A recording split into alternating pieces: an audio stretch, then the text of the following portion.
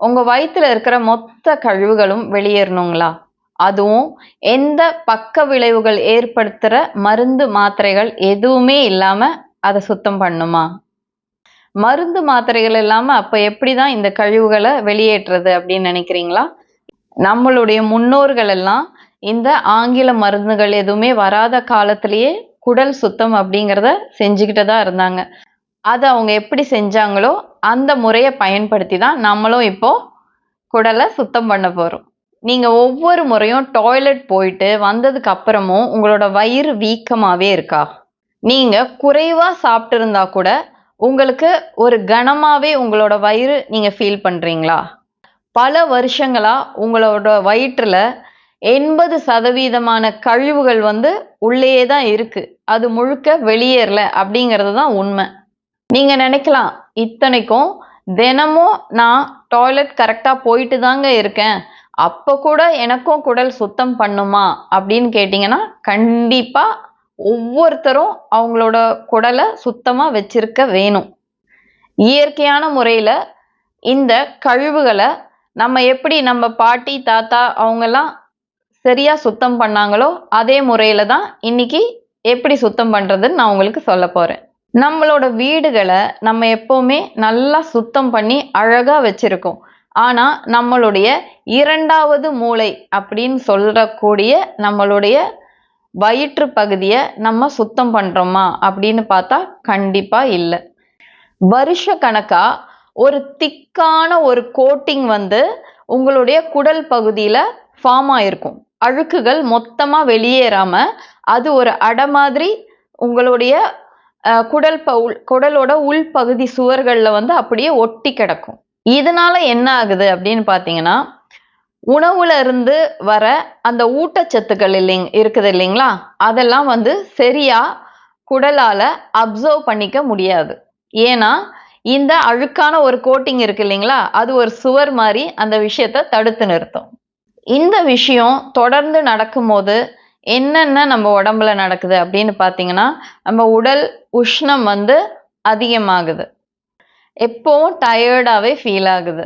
சில பேருக்கு தலைவலியா வருது, சில பேருக்கு ஸ்கின்ல கரும்புள்ளிகள் அந்த மாதிரி பிரச்சனையாவும் சில பேருக்கு அது வருது. அடுத்ததா மூட் ஸ்விங்ஸ், அதாவது நீங்களே நினைச்சா கூட உங்களால ஒரு கலகலப்பாவோ மகிழ்ச்சியாவோ இருக்க முடியாத அளவுக்கு சட்டு சட்டுன்னு கோபம் வர்றது. இப்ப நான் சொன்னேன் இல்லைங்களா, அந்த குடலோட உள்பக்க சுவர்கள் எல்லாம் இந்த அழுக்குகள் அப்படியே ஒட்டியே இருக்கும். பல வருஷமா அதை சுத்தம் செய்ய முடியாம அது அப்படியே தான் இருக்கும். இப்ப நம்ம என்ன பண்ண போறோம், அதை கம்ப்ளீட்டா கிளியர் பண்ண போறோம்.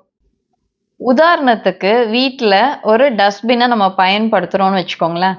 அந்த டஸ்ட்பினை தினமும் நம்ம தண்ணீர் ஊற்றி அலசி நல்லா தேய்ச்சி சுத்தம் செஞ்சா அது அழுக்குகள் இல்லாம நல்லா இருக்கும்.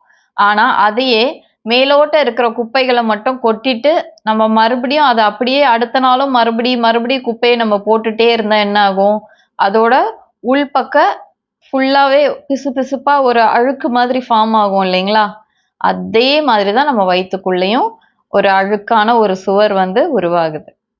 சரி, உங்களுடைய குடல் பகுதி இந்த மாதிரி அதிக அளவுல அழுக்குகள் சேர்ந்துருச்சு அப்படின்னா அதை உங்களுடைய உடம்பு எந்த விதத்துலலாம் வெளிப்படுத்தும் அப்படின்னு பார்த்தீங்கன்னா, எப்பவுமே உங்களோட வயிறு வீக்கத்தோடையே தான் இருக்கும்.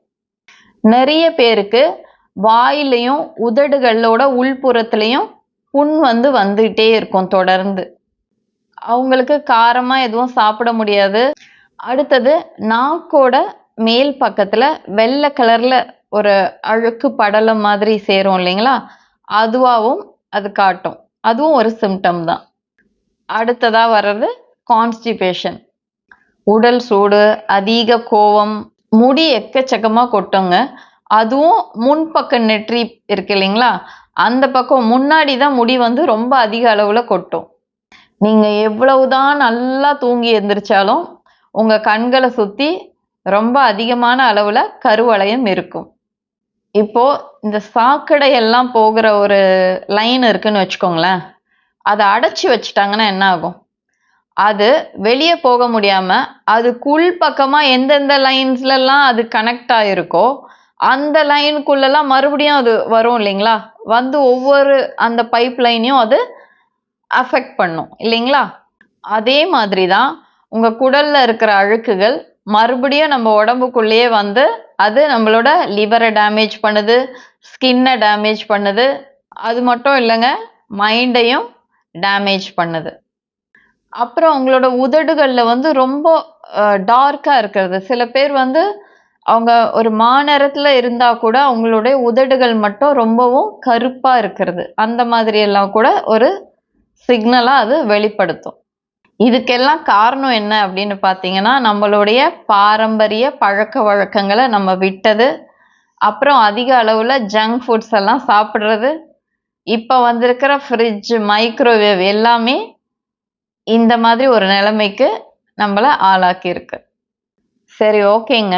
இப்ப மருந்துகள் எதுவுமே இல்லாம இயற்கையான முறையில இந்த கழிவுகளை சுத்தம் பண்ணலாம்னு நான் சொல்லியிருந்தேன் இல்லைங்களா? அது எப்படி அப்படிங்கிற முறைகளை தான் நான் இப்ப சொல்லப் போறேன். அதனால கவனமா கேளுங்க. சப்ஸ்கிரைப் பண்ணாம யாராவது பார்த்துட்டு இருந்தீங்கன்னா சப்ஸ்கிரைப் பட்டனை தட்டி விட்டுக்கோங்க. அப்பதான் இது போன்று உங்களுக்கு உபயோகமான தகவல்கள் தொடர்ந்து கிடைச்சிட்டே இருக்கும். ஒரு பிஞ்ச் அளவு, சும்மா இந்த விரல்ல நம்ம ஒரு பிடிப்போம் இல்லைங்களா? இந்த அளவுல சுக்கு பொடியை எடுத்துக்கோங்க. அதை தண்ணியில கலந்துக்கோங்க. அது கூடவே கொஞ்சமா கல் உப்பு இருக்கு இல்லைங்களா? கல் உப்பு எடுத்துக்கலாம். அப்படி இல்லைன்னா இந்த பிங்க் சால்ட் வருது இல்லைங்களா? அது மாதிரி கூட நீங்க எடுத்துக்கலாம். அதையும் ஒரு ஒரு 2 பிஞ்ச் அளவுன்னு வச்சுக்கோங்களேன். அதுவும் சேர்த்துட்டு நல்லா கொதிக்க விடுங்க. அது வெது வெதுப்பா வந்ததுக்கு அப்புறமா இரவு வேளையில நீங்க தூங்குறதுக்கு முன்னாடி அதை குடிச்சிட்டு படுத்துடுங்க. இது என்ன பண்ணும் அப்படின்னு பார்த்தீங்கன்னா, அற்புதமா உங்களுடைய குடல் சுவற்றுல இருக்கிற அந்த அழுக்குகள் இருக்கு இல்லைங்களா? அதெல்லாம் எடுத்து உங்க குடலை சுத்தமாக்கி அதுல இருக்கிற கழிவுகள், அடைப்புகள், அப்புறமா அதுல இருக்கிற கேஸ் இது எல்லாத்தையுமே அழகா வெளியேற்றும். எவ்வளவு அற்புதமான முறை பார்த்தீங்களா? இதே மாதிரி இன்னொரு முறை இருக்கு. அது என்னன்னு பார்த்தீங்கன்னா, வெந்தயத்தை இரவே ஊற வச்சிடுங்க. ஊற வச்சுட்டு காலையில எந்திரிச்சோன்னே வெறும் வயித்துல அந்த வெந்தய தண்ணியை குடிச்சிடுங்க. குடிச்சதுக்கு அப்புறமா அந்த ஊறின வெந்தயம் அதுல இருக்கு இல்லைங்களா? அதையும் நல்லா மென்னு முழுங்கணும். சரிங்களா? இது அடைச்சிட்டு இருக்கிற அந்த அழுக்குகள்லாம் இருக்கு இல்லைங்களா? அது எல்லாத்தையுமே வெளியேற்ற தொடங்கும். இந்த முறையை நீங்க பின்பற்ற ஆரம்பிக்கும் போது. அடுத்ததா முன்னோர்கள் பின்பற்றின இன்னொரு முறை என்னன்னு பார்த்தீங்கன்னா, ஒரு ஏலக்காவை நல்லா நசுக்கி தூளாக்கிக்கோங்க. சரிங்களா? ரொம்ப தூளாகணும்னு அவசியம் இல்லை. நல்லா அதை நச்சுன்னும் சொல்லுவாங்க இல்லைங்களா? அந்த மாதிரி பண்ணிடுங்க. பண்ணிட்டு அதில் ஒரு அரை மூடி லெமன் ஜூஸை கலந்துக்கோங்க. அதில் வெது வெதுப்பான தண்ணீரையும் கலந்துடுங்க. நல்லா அதை மிக்ஸ் பண்ணிட்டு காலையில வெறும் வயிற்றுல இந்த கலவையை குடிங்க. இது உங்களுடைய குடலை நல்ல விதத்துல சுத்தம் செஞ்சு உங்களை ஃப்ரெஷ்ஷாவே வச்சிருக்கும் ஒரு நாள் முழுக்க. இதுதான் நான் கடைசியா சொல்ற ஒரு முறை. இது வந்து இப்போ எல்லாருக்குமே ஈஸியா கிடைக்கிற சப்ஜா விதைகள், சியா சீட்ஸ் இருக்கு இல்லைங்களா? அதை பயன்படுத்தி செய்யக்கூடிய ஒரு முறை. 1 டீஸ்பூன் அளவு இந்த சியா சீட்ஸ் இருக்கு இல்லைங்களா? அதை எடுத்துக்கோங்க. 1 டீஸ்பூன் அளவு சப்ஜா சீட்ஸ் இருக்கு இல்லைங்களா? சப்ஜா விதைகள் அதையும் எடுத்துக்கோங்க. அது கூடவே ஒரு பேரிச்சம்பழத்தை சின்ன சின்ன துண்டுகளா வெட்டி அதையும் அதுல சேர்த்துக்கோங்க. அது கூடவே வெது வெதுப்பான தண்ணிய நீங்க அதுல சேர்த்துட்டு தினமும் காலையில வெறும் வயிற்றுல நீங்க குடிச்சிட்டு வந்தீங்கன்னா, இப்போ ஒரு அழுக்கு வந்து நம்ம தண்ணி ஊத்தி விட்டாவே சில அழுக்குகள் போயிடும். ஆனா சில அழுக்குகள் என்ன பண்ணும், நம்ம துடைப்பம் எல்லாம் யூஸ் பண்றோம் இல்லைங்களா? துடைப்பம் யூஸ் பண்ணி தானே நம்ம தேய்ச்சி கழுகுறோம் இல்லைங்களா? சுத்தமா ஆகணும்னா. அந்த மாதிரி உங்களுடைய குடல் பகுதியில இது ஒரு துடைப்பம் வச்சு நம்ம எப்படி சுத்தம் பண்ணா ஒரு அழுக்குகள் ஈஸியா வெளியேறுமோ, அந்த மாதிரி ஒரு சுத்தத்தை இது நம்ம குடல் பகுதிக்கு இந்த முறை கொடுக்குது. சரி, இதெல்லாம் நம்ம சுத்தம் பண்ணியாச்சு, கழிவுகள் எல்லாம் வெளியேறிடுச்சு. அதுக்கப்புறமா நம்ம என்ன பண்ணணும் அப்படின்னு பார்த்தீங்கன்னா, அடுத்ததா நம்ம எப்பவும் சொல்ற 2 சக்தி வாய்ந்த அக்குப்ரெஷர் புள்ளிகள்.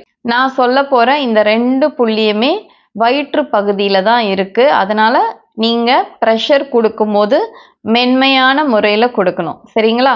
அதே மாதிரி இந்த ப்ரெஷர் கொடுக்கும்போது ஒரு கிளாக் வைஸ்ல நீங்க கொடுக்கணும். கடிகார சுற்று இருக்கும் இல்லைங்களா, இந்த மாதிரி கிளாக் வைஸ்ல நீங்க இந்த ப்ரெஷரை கொடுத்துட்டு வரணும்.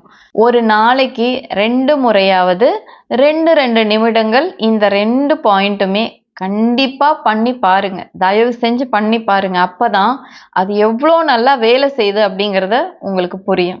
இதுல முதல் புள்ளி உங்களுடைய செரிமானத்தை நல்லா இம்ப்ரூவ் பண்ணுது. அதே மாதிரி அந்த வேஸ்ட்டை வெளியே தள்ளுது இல்லைங்களா, அதுல இது ரொம்ப ரொம்ப பவர்ஃபுல்லான ஒரு பாயிண்ட். கூடவே கேஸ், அதுக்குள்ள உருவாகி இருக்கிற அந்த கேஸையும் இந்த புள்ளி வெளியேற்றுது.